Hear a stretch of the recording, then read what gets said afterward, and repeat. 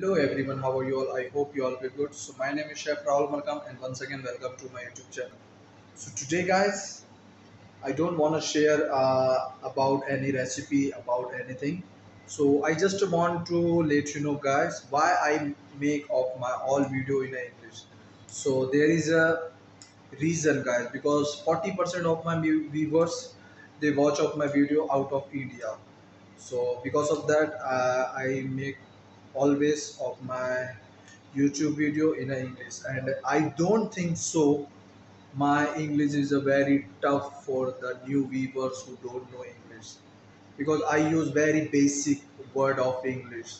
So this is the reason guys I make all of my videos in English with very simple, with a very normal word of English, not a not a very pure, not very difficult word of English.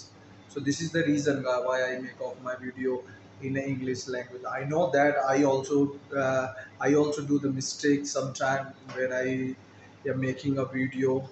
So I can also make a mistake in English, but it's fine, right? So this is the reason guys why I make of my all video only in English. So I just want to uh, use basic English, right? And it will be not difficult for new people who watch of my video. So I don't think so it will be difficult for them.